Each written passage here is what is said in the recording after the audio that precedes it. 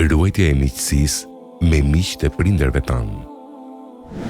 Abdullah ibn Omeri radiallahu anhu në një rast po udhtonte me suitën e tij nga Medina në Mekë. Përveç devesje po kaloronte, me vete kishte marrë dhe një gomar. Në kokë kishte vendosur një çalm, e cila e mbronte nga dielli, kurse në trup kishte veshur një mantel të bukur.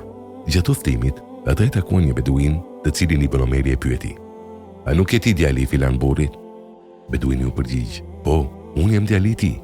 Abdullah ibn Omeri radiallahu anhu i tha: "Merre këtë gomarin tim dhe hipi, këtë çalmën tim e vendose në kokë dhe bishe këtë mantelin tim." Kur beduini u largua me dhuratat që mori, shokët e Abdullah ibn Omerit i thanë: "Allahu të mëshiroft, ky njeri është beduin që jeton në shkretë të tirë dhe ai do të ishte i lumtur nëse do t'i jepje pak para dhe ushqim, kurse gomarin, mantelin dhe çalmën t'i mbaje për vete."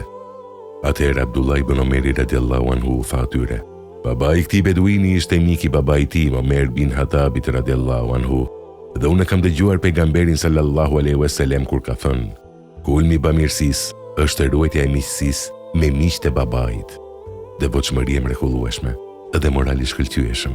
Pra, nuk është bamirësi vetëm mirësia ndaj prindërve tonë derisa janë gjallë, por edhe ruajtja, mbajtja e lidhjeve miqësore me miqtë e tyre pas vdekjes së tyre. Prandaj le të mendojmë mirë për bamirësinë e Abdullah ibn Omerit radiallahu anhu ndaj babait të tij. Omerit, djaloshit të cilin ai e takoi në shkretë të tirë, nuk ishte miku i babait të tij Omerit, por ishte biri i mikut të babait të tij. Por edhe përkundër kësaj, ai bëri një bamirësi të tillë. Le të imagjinojmë se çfarë lloj bamirësie do t'i bënte dhe si do të trajtonte vetë mikun e babait të tij.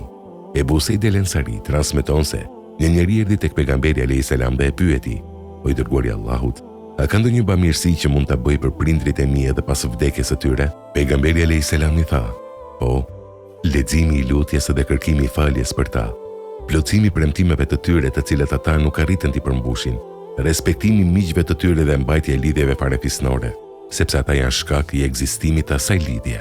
Prandaj, mos e privoni veten tuaj nga ky lloj i bamirësisë, por bëhuni nga ata që do të mbajnë lidhje miqësore me miqtë e baballarëve dhe nënave të tyre, të cilët do t'i vizitojnë her pas here, veçanërisht nëse janë të sëmurë, dhe do t'u dalin në ndihmë atyre kur të kenë nevojë për ndihmë, sepse ky është kulmi i bamirësisë."